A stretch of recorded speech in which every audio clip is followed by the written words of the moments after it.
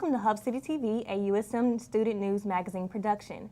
We're your source for what's happening in the Pine Belt. I'm your host, Jacqueline Coleman. And I'm your co-host, Jordan Lang. In this week's show, we'll show you how to best prepare for a tornado. Some Pine Belt residents deal with brown water coming from their faucets.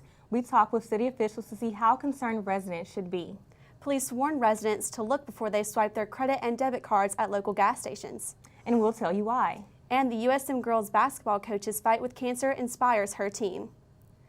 But first, the Pine Belt continues to recover following the devastating tornado. The EF3 tornado struck Hattiesburg and the surrounding area early January 21st. The tornado ripped through Forest and Lamar counties for more than 10 minutes, leaving a track of destruction. Over 100 residents were either misplaced or devastated by the storm, but their spirits remain high amidst the rubble. Reporter Julius Kizzy tells the story on Edwards Street and surrounding areas and how they're keeping their heads up. An EF3 tornado hit Hattiesburg on the morning of January 21st, leaving many to pick up the pieces. But just as all tragedies cannot be told through numbers, these residents know this disaster all too well. That trailer was up there where the white truck is. That was our trailer right there. That trailer flew on top of our trailer. The tornado rips through the Hattiesburg area, specifically here on Edward Street, in a matter of moments. It's here for a second, then it's gone, and then before you know everything is gone.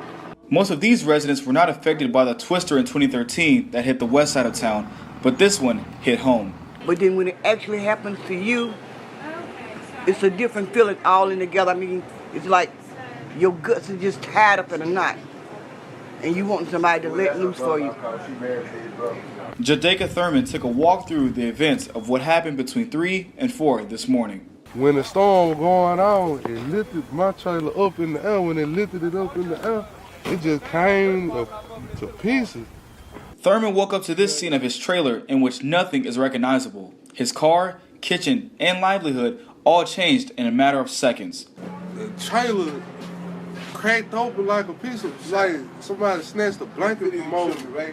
And I was in the sky, you know what I'm saying? I was just floating.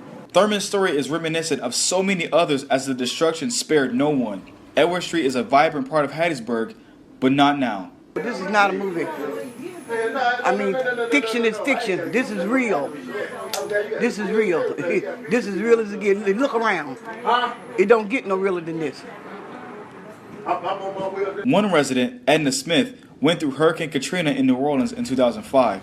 After fleeing Louisiana, she came to Mississippi to escape tragedy, but it strikes again. Lived in Katrina for 30 years in New Orleans, lost everything, came to Mississippi and had to start all over, so I have to start all over here too. This time, like so many others on Edward Street, their spirits will remain high. I'm just peaceful because I'm still alive. God still got me alive, and I'm just thankful that I'm still here. To help these victims and others, please visit your nearest American Red Cross, Salvation Army, or other support center.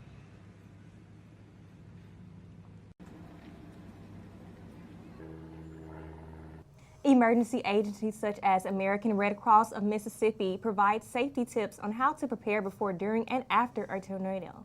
Red Cross says before a tornado, assemble an emergency preparedness kit, create a household evacuation plan, and stay informed about community risk and response plans. Emergency preparedness kits must include a gallon of water per person, non-perishable food items, a flashlight, a battery-powered radio, a first aid kit to first view.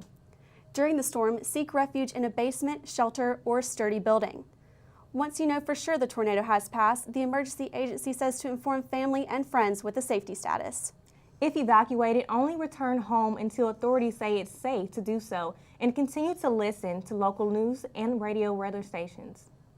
A tornado devastated much of the William Carey University, leaving a path of destruction. After spending a month away, students returned to the campus for the first time.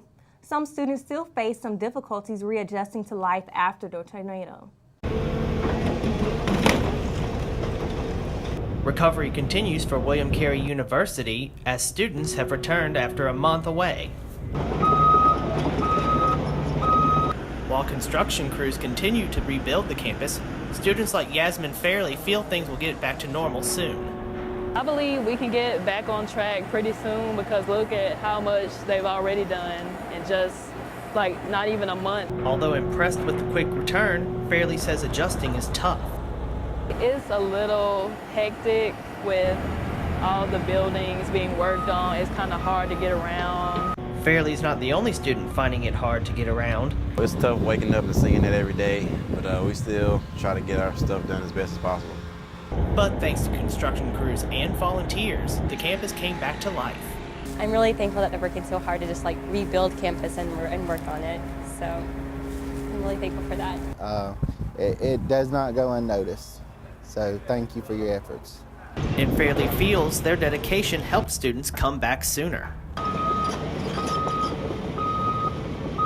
I think they did a really good job and they really put a lot of effort into making it safe enough for us to be able to come back. And while some say it's tough, they believe the university became stronger. At William Carey University, I'm Brandon Harrison, Hub City TV.